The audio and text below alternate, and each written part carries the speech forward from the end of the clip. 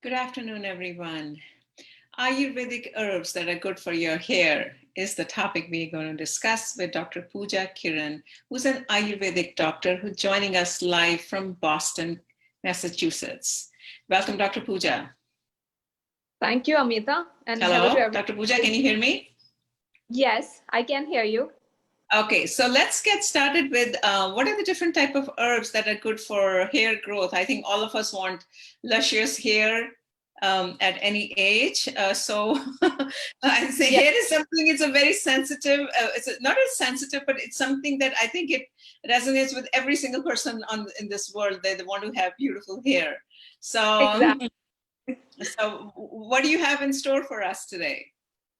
So, yes, I have a few herbs that I would be talking about.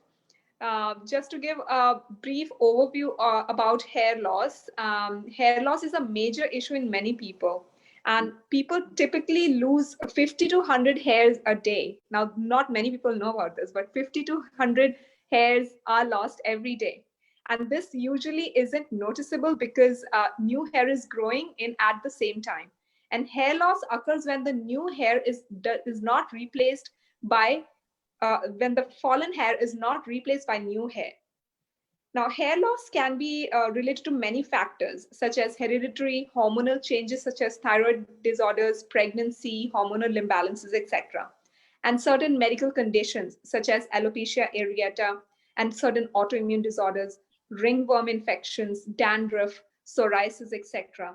Some medications, radiation therapy, chemotherapy, stress, physical and emotional trauma or shock, nutritional deficiencies, certain lifestyle habits such as no proper sleeping patterns, eating irregularly, not taking nutritionally sufficient meals, sedentary lifestyle, smoking, using harsh chemicals on hair, or hair styling techniques that are harsh and hot in nature, rough hair brushing, or tugging of hair, and presence of toxins in the body, certain infections, all affect hair fall.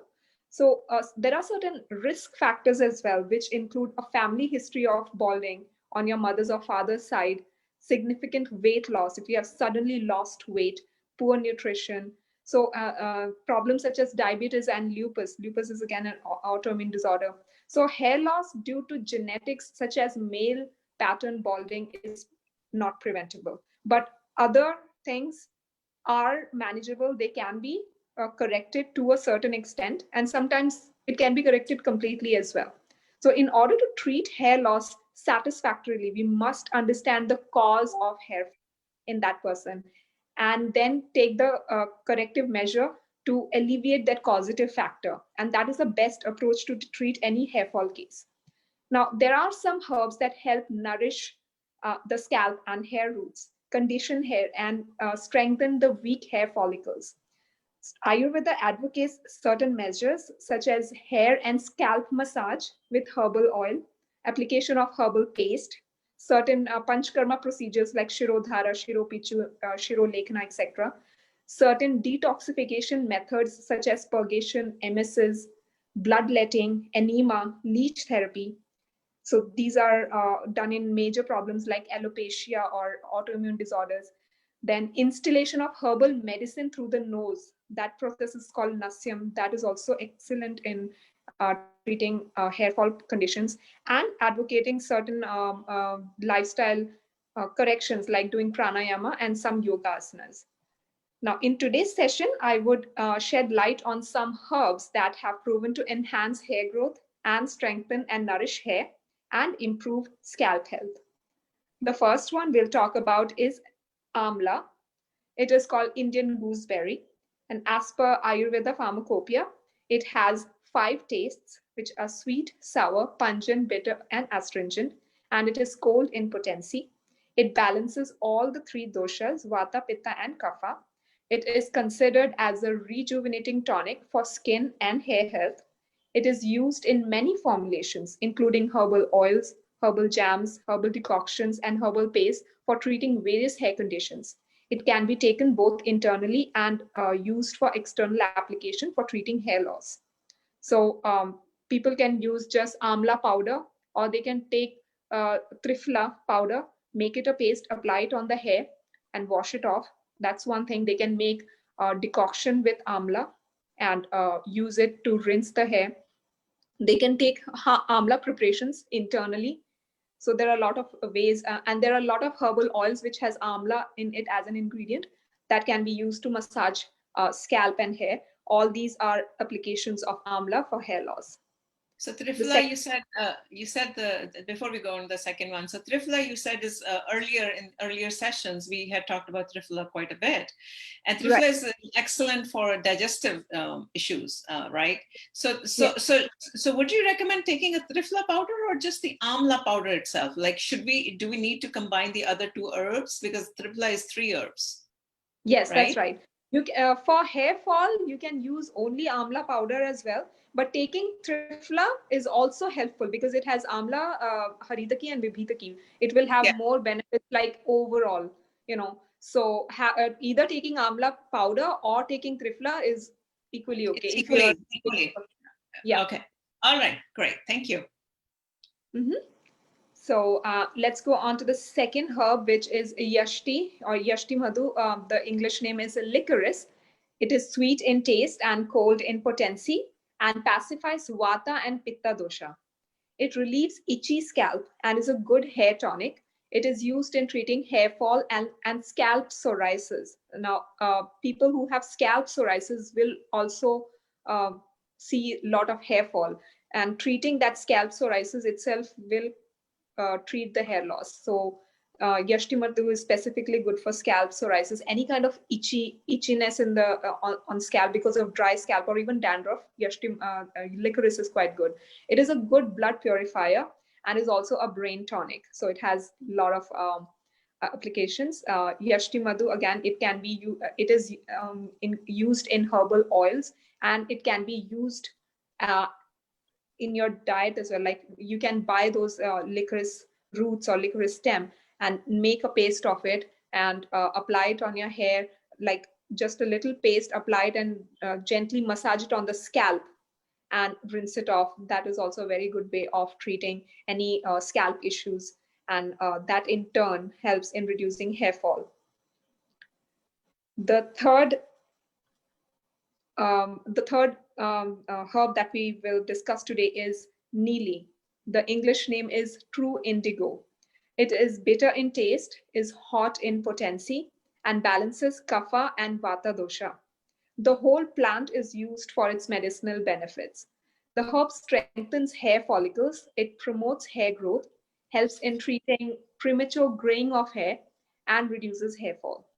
This herb helps in detoxification of channels and also treats scalp infections.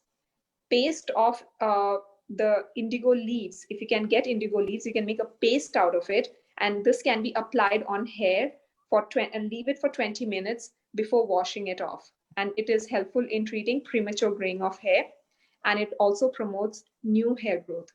Neem is used as an ingredient in herbal hair oils to treat hair fall and premature graying of hair. It is also used in hair dye to darken hair color. So these are like you get in the market all these um, Yeah, you know so they put the neeli like in the Ayurvedic, but particularly the natural products you're saying that they put neeli or the true indigo in the hair color. yes, they do. They do. Because the leaves have an indigo shade in it. So it's used as uh, an ingredient to make dye, I to make see. hair. But that is a cosmetic thing. But Correct, it correct. has therapeutic benefits as well, such as for premature graying of hair and hair fall. Sure. So it is used in a lot of herbal oils as well. But most of the major hair oils will have Neeli and Bhringraj as the main ingredient. But this is So not sold as a separate, like you can't go in the supermarket and buy true indigo oil or I something. never seen. I mean, there could be places where you can buy it, but I haven't seen it in general stores. Like you can't. Sure. I haven't seen like Walmart or all those Yeah. stores. Probably have to get it from somewhere that sells these raw herbs. And Those then kind places. of Amla oil is very common. We are all Yeah, used to using yeah, amla oil in a lot of exactly. places. I mean, if you get herbs like if you get these simple single herbs, you can actually make an oil out of it. It's very simple to make herbal oils. So if you get the ingredients, you can make it at home, because the base of most herbal oils is coconut oil or sesame oil. So Okay. it's simple to make. You just need to get the make the paste of these herbs, and then you need to cook and process it in the oil until Yeah. until that paste is the paste of the herb is like in thread consistency. And once that is done, then you remove the paste or the pulp, and then strain the oil, cool it down, and use it. That's pretty simple to make, actually. Well, why don't you talk, show us in your workshop how to I make would this? love to. Yeah, we should do that. We should do some workshops where we can actually practically make some Yes. oil for daily use. I, Definitely we. I, yeah, I think that's what you should talk about your in your workshops when you're going to give the workshops in December. All the practical aspects of Yeah, Ayurveda. You can do. definitely. Yeah. All right. Should we Okay. move on to the next herbs? Yes. So the next herb is Gunja Mula. That is the English name is rosary pea. If you have seen these peas, they are beautiful. They are very shiny, small red pea seeds with a black dot on it. It looks pretty. So it is bitter and astringent in taste and is hot in potency. It pacifies Vata and Kapha dosha. The seeds and root of this plant are used to make herbal oils for treating hair fall and premature graying of hair. The herbal oil massage helps in promoting hair growth. The paste of gunja seed powder is applied on alopecia patches to stimulate new hair growth. Now, one thing to note in this is that these seeds are generally poisonous in nature, and it should not be consumed or used without processing it, without before removing its toxins. So I would not suggest anybody to kind of take these seeds and use it.